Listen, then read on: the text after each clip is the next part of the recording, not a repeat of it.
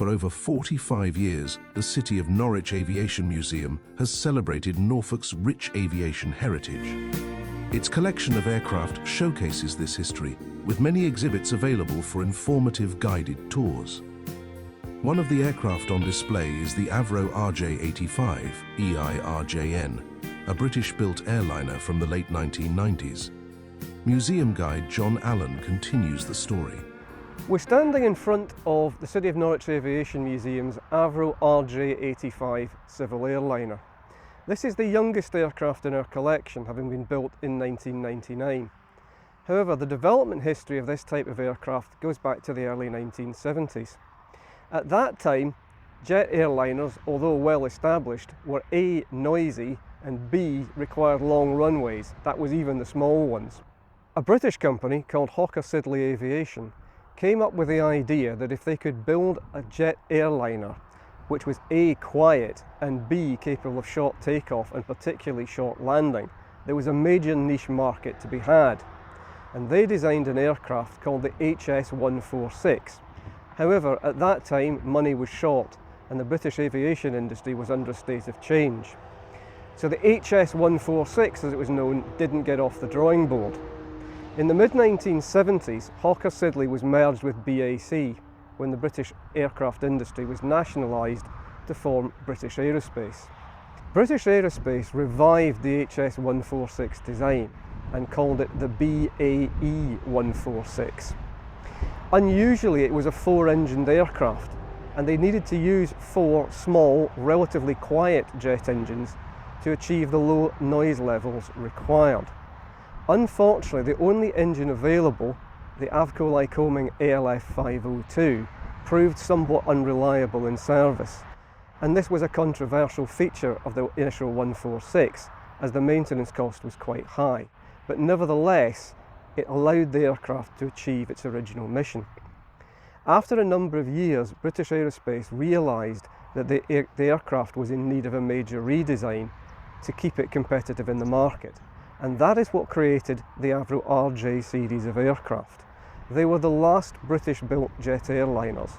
The principal difference between the RJ and its earlier 146 cousin was that they changed the engines to a slightly more reliable version of the original power plant called the LF507. The other big difference was in the cockpit, which we will see later, where they introduced a digital cockpit with the early flat-screen instrument technology. The trick to short takeoff and landing really revolves around the design of the wing, and in particular, moving aerodynamic devices on the rear of the wing called flaps. These are the large white metal plates which you can see drooping down at the trailing edge. The point about flaps is they enable the aircraft to fly at a slower speed than normal. To achieve short takeoff and landing, particularly short landing, we want the aircraft to be flying as slowly as possible at the point it touches down. It's just like when you're driving a car. If you're doing 70 miles an hour on a motorway and you have to stop, it takes a considerable distance. On the other hand, if you're driving at 20 miles an hour and someone runs out in front of you, you can stop much more easily. It's the same with an aeroplane. To achieve short landing, we want to be going as slowly as possible when we touch down. However, lift, the force that keeps an aircraft flying, is proportional to speed, in fact to the square of speed. So as we slow down, the wing will lose lift and eventually the aircraft's going to fall out the sky. To avoid that, we need to change the shape of the wing, and by deploying the flaps, we're doing two things. The flaps don't just come down, they also come out, so we're increasing the wing area. At the same time, we're increasing the curvature or camber of the wing. Increasing camber and increasing wing area allow the wing to generate more lift even at low speed. So by doing this, the aircraft can fly significantly more slowly and hence touch down at a lower speed and achieve short landing. To assist with this, we also have large wheel brakes. This type of aircraft introduced carbon brakes similar to what they use on Concorde, and that again helps with short landing. Okay, what we're going to do now is we're going to have a walk around the outside of the aircraft and just have a look at some of the external features, and also at some of the things that are normally hidden away behind hatcheries that passengers wouldn't normally see. The first thing here is this forward hatch is the entrance to the avionics bay. This is where the avionics equipment, that's the electronic equipment basically on the aeroplane, is housed, and this can be opened for maintenance. By looking inside here, what we can also see are the control cables which connect the pilot's flying controls in the cockpit to the moving aerodynamic devices on the wings and tail. That's the ailerons, elevator and rudder. They do look surprisingly thin, the cables, but they are regularly inspected and they are in fact very strong. There is also access up into the cockpit from here, or vice versa, but that's definitely not the way we're going to get on board the aircraft today. The next thing that we want to look at here is the forward baggage hold or forward freight hold. The aircraft has two holds, one at the front and one at the back. But the interesting point here is how low to the ground the baggage hold is. And this was done quite deliberately because the idea was that these aircraft would operate to small airports with very limited ground handling facilities. With it being low like this, it's very easy for the baggage loaders to simply reach in, grab a suitcase, put it on a baggage trolley, and off we go. We don't need conveyor belts or forklift trucks or to palletize the cargo or anything like that. So this made for ease of ground handling, which was a selling point of the 146 and RJ series of aeroplanes. We're now standing at the rear of the aircraft, and we're going to look at another unusual feature of the Avro RJ and indeed of the British Aerospace 146. At the moment, the tail of the aircraft looks like this. It's a streamlined aerodynamic shape. However, as the aircraft comes into land, the tail actually splits and forms an air brake which helps to slow the aircraft down, again helping with short landing.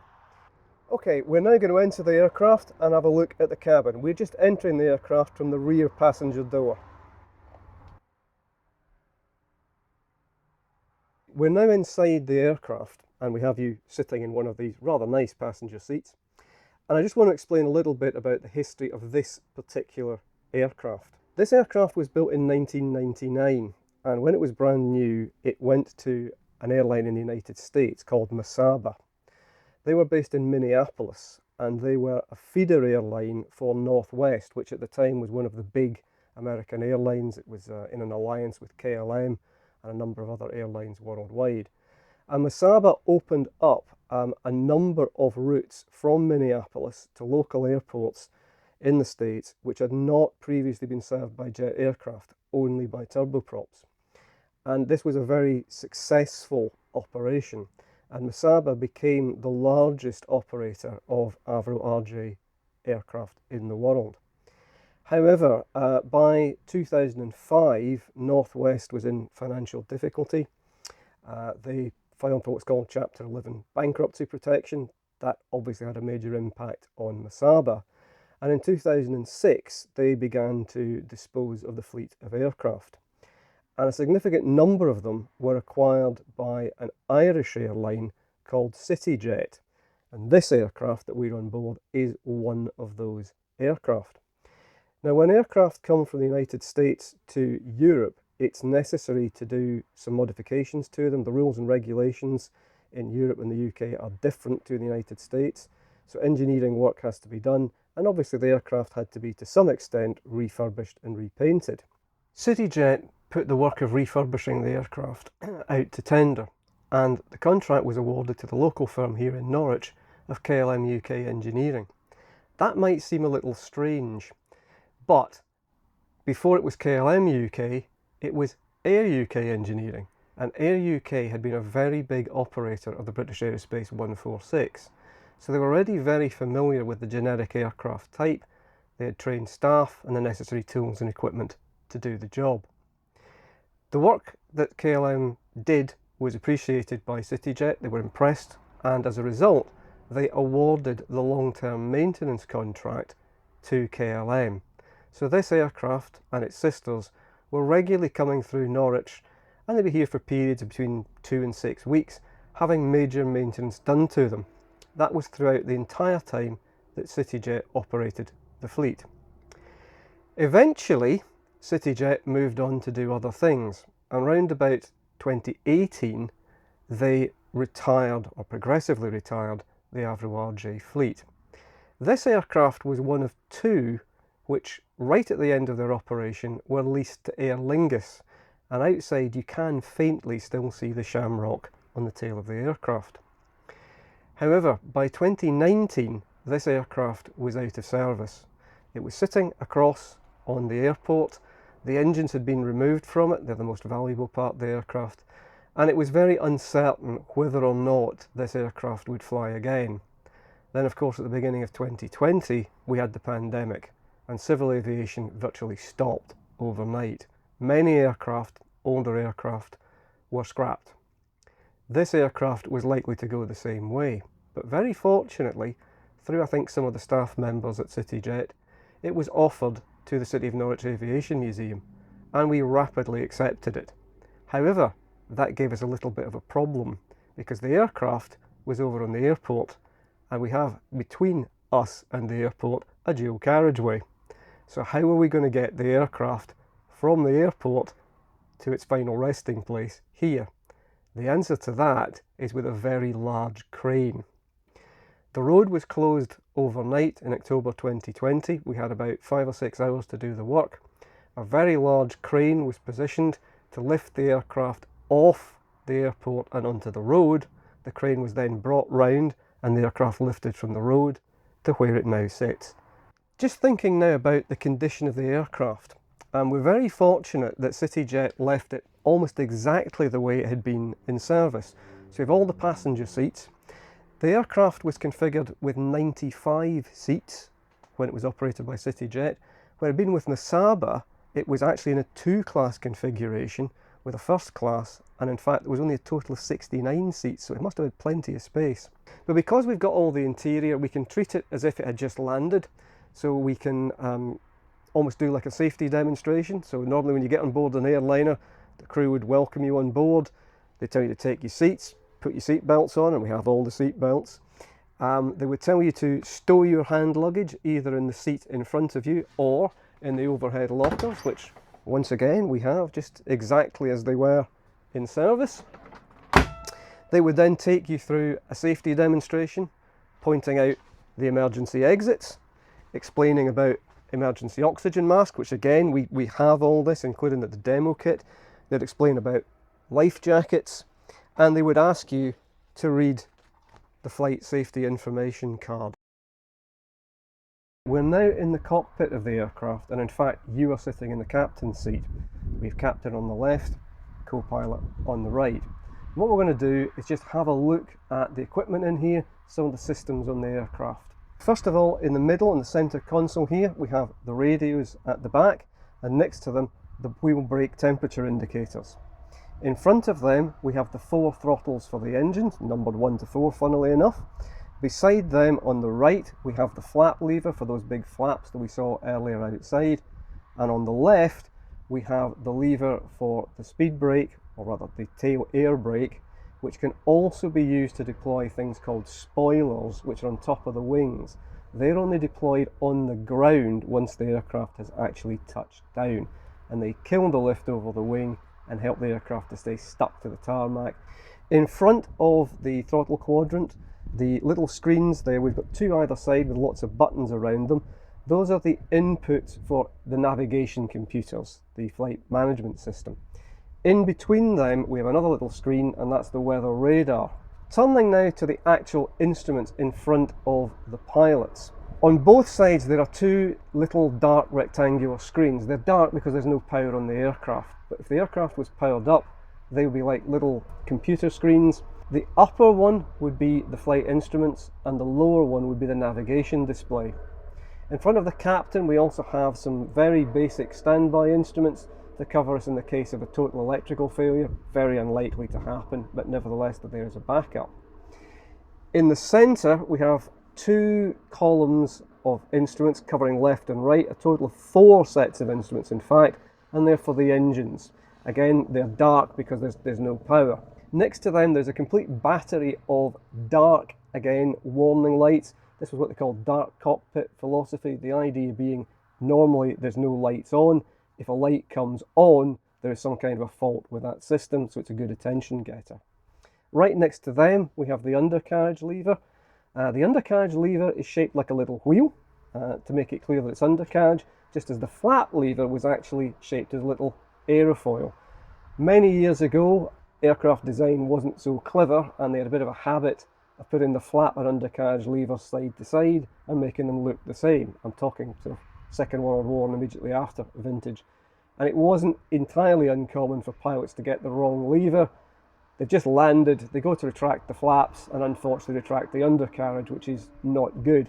Nowadays they're kept well separate, and as I say, they have different shapes to avoid any misconceptions. Up on the glare shield, these are effectively the controls for the autopilot. It's a bit more complicated than this. It's what's called the flight guidance system. It covers the autopilot and also the information that's displayed on the little screens in front of the pilots, but in simplistic terms, it's controlling the autopilot.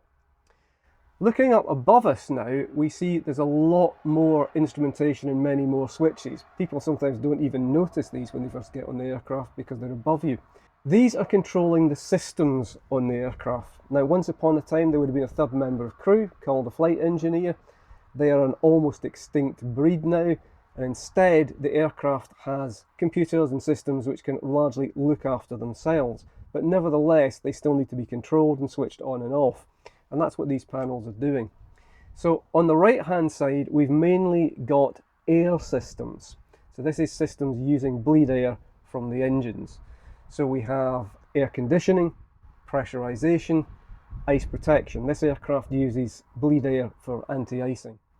In the middle, we have engine associated instrumentation. The engine start controls are up there, and also the control for the auxiliary power unit, that being a small gas turbine engine in the rear fuselage that can be used on the ground to provide air conditioning and electric power.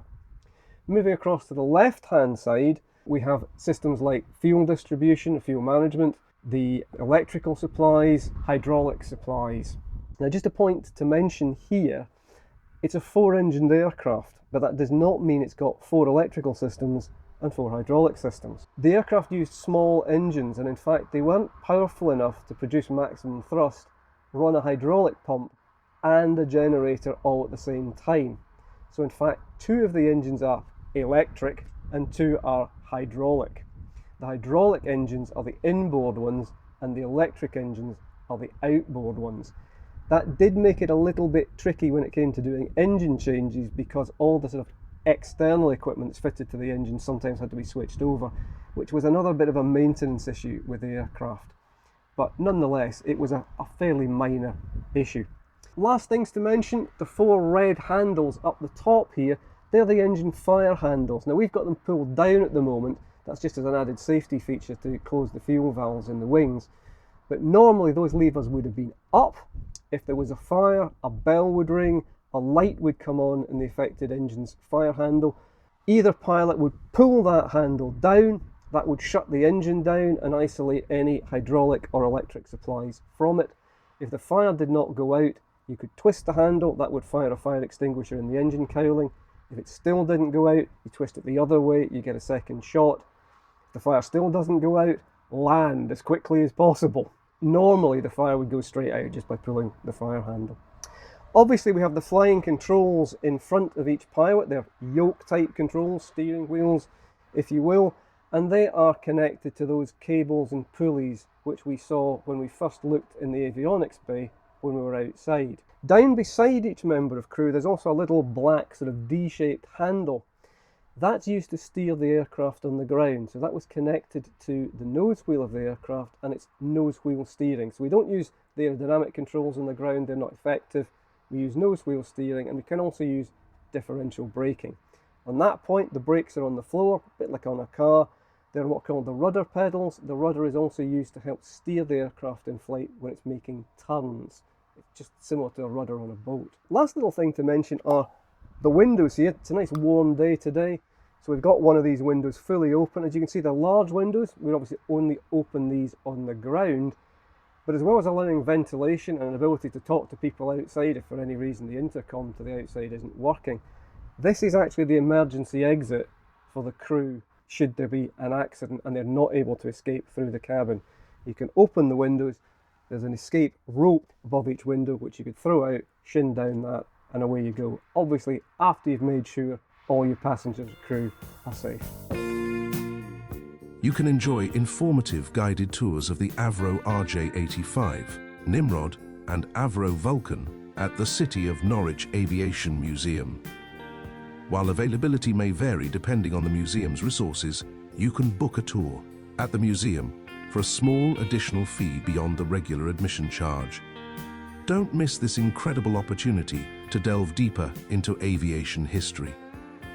The City of Norwich Aviation Museum is a registered charity and company located in Norfolk, England. It is situated on the north side of Norwich Airport, adjacent to the Broadland Northway.